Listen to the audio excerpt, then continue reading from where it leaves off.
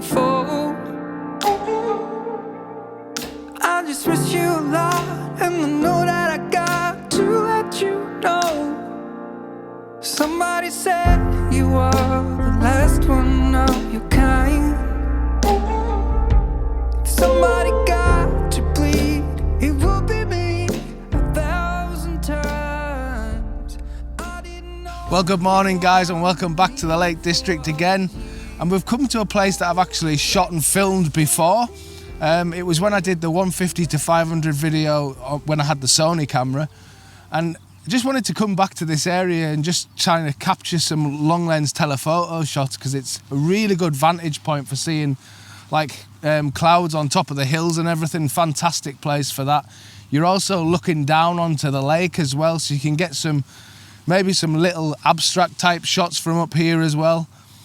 It wasn't a great forecast again today, but the clouds are looking really nice again. There's a lot of texture and detail up there.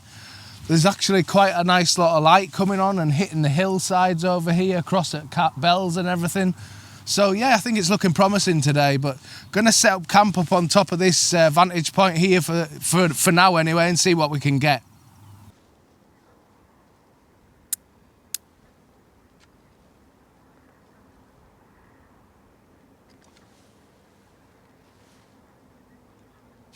Now you can see why this location works, because you've basically got 360 views all the way around here.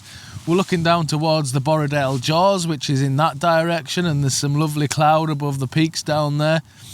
So there's like the ability to do square crops or strip panos, just to get all that detail in down there. And that's probably what I'll concentrate on in a little while. Also across looking beyond Cat Bells, that direction there, there's some lovely cloud along the top and great light lighting up those hillsides. Now the sun's right over to this side of us, so it's lighting all these hills up really nicely. And it's just a case of waiting around, waiting for the light to happen and develop in different places across the hillsides. And that's what's good about this location, is you can basically set up here and just spin round 360 and just keep focusing on what the light's doing. Practice your compositions, look for different sort of details in the landscape below you, and really work on that. And it allows you the time to actually focus on that and deal with it.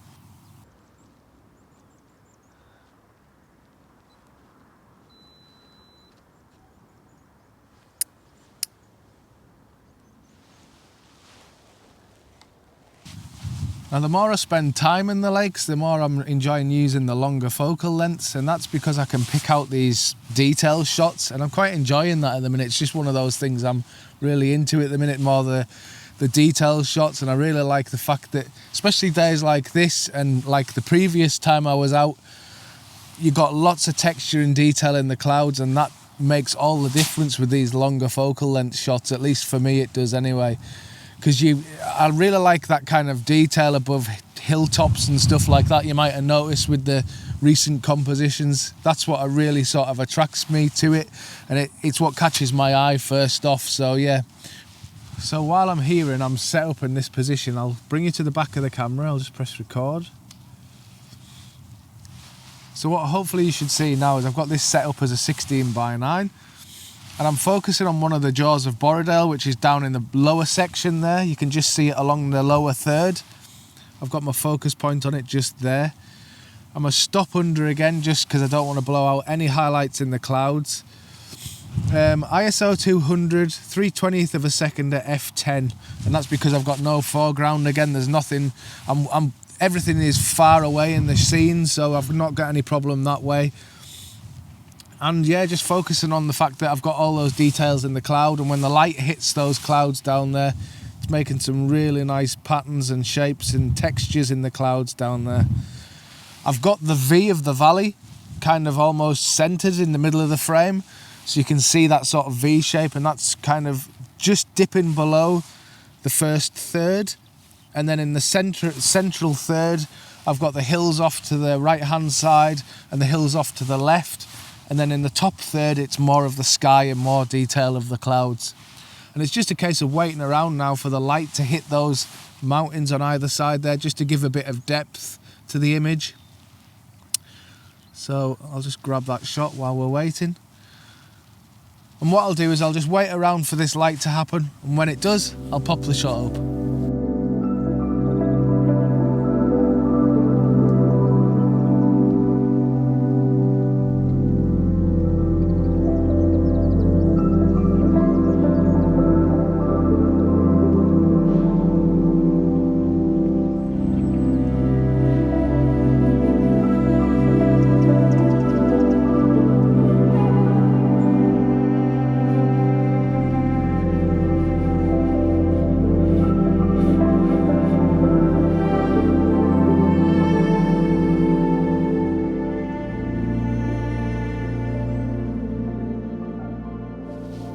Now what you can also see, just press record again, is that if I change my aspect ratio on here into a square crop, for example,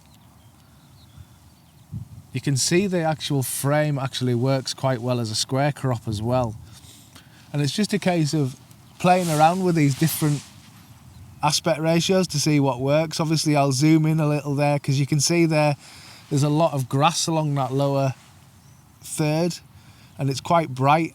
But if I zoom in just a touch more on those jaws of Borrowdale there, I've still got all those layers of the hills going back and then the clouds and textures above.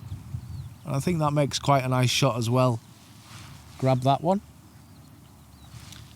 And again, just playing with these different aspect ratios. If I go to the strip pano that I like quite a lot as well, I don't have to move the tripod. I can just basically move the frame in and out and up and down, and I can get a similar shot but like a wider point of view, and that looks great as well. And that's what I really like to do up here, is just play with these different aspect ratios, see what works as an image. When you get back and see it on the bigger display, you've at least got the choice then as to what looks good.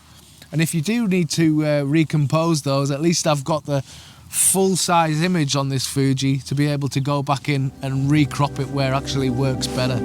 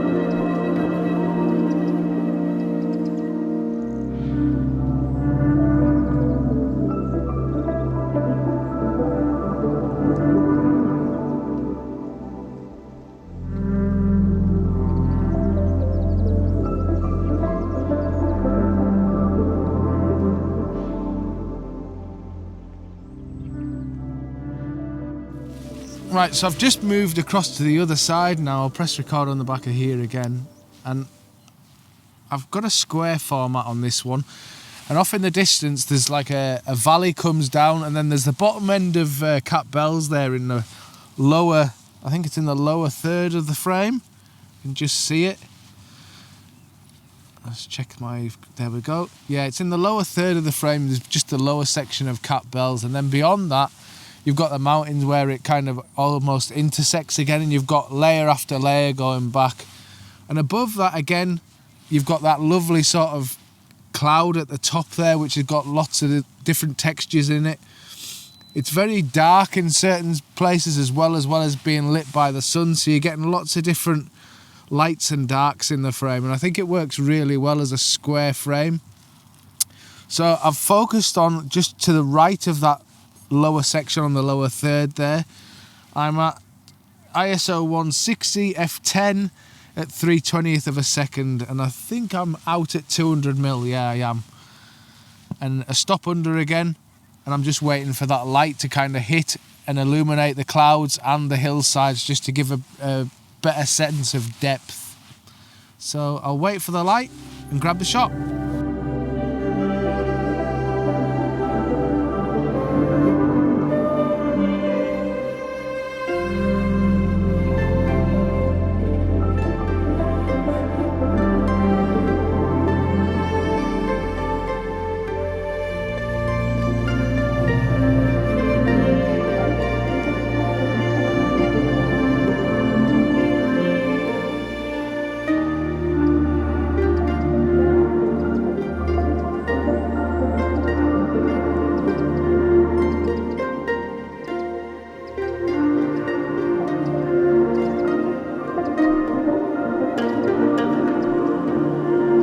what I'm finding up here is that you have to be pretty quick because the light's changing so fast and the clouds are actually blowing through quite fast as well, so that light changes really quickly, so you have to be on your ball.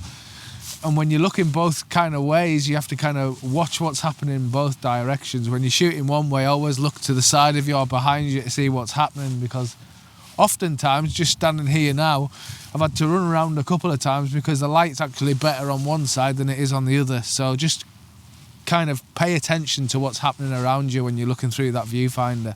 So guys, I think we've had the best of the light here, so we're going to make our way down now, see what else we can find for a bit later on, because we've got quite a lot of time to fill in.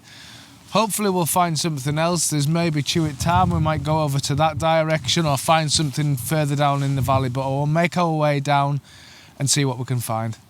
So as you can see, we've moved down to the lake shore now to try and get a different shot, but as you can also see, all the cloud that we did have has disappeared.